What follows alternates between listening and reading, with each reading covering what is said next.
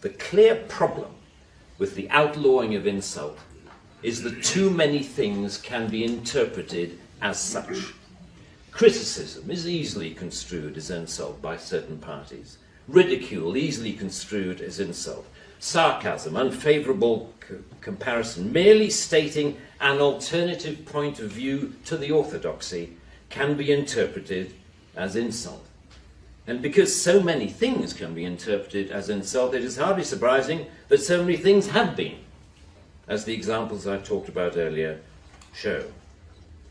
Although the law under discussion has been on the statute book for over 25 years, it is indicative of a culture that has taken hold of the programs of successive governments, that with the reasonable and well-intentioned ambition to contain obnoxious elements in society, has created a society of an extraordinarily authoritarian and controlling nature.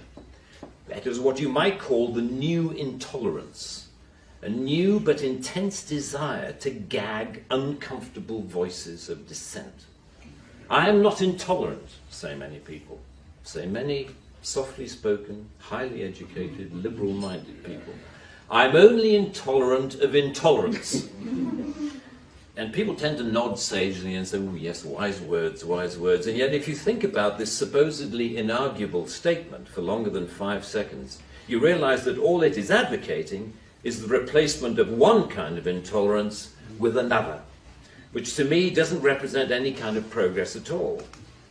Underlying prejudices, injustices, or resentments are not addressed by arresting people.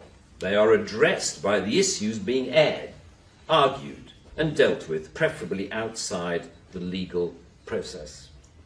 For me, the best way to increase society's resistance to insulting or offensive speech is to allow a lot more of it.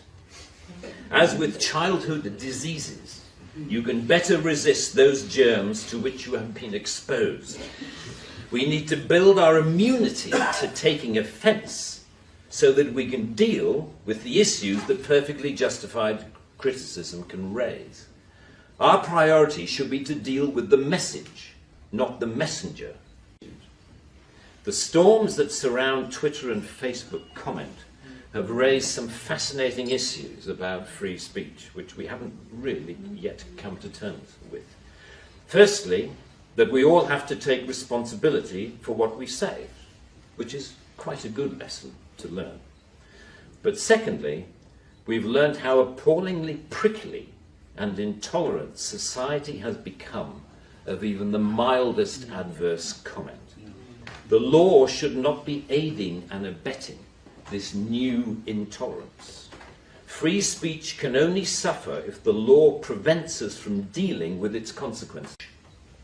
And that's the essence of my thesis: more speech.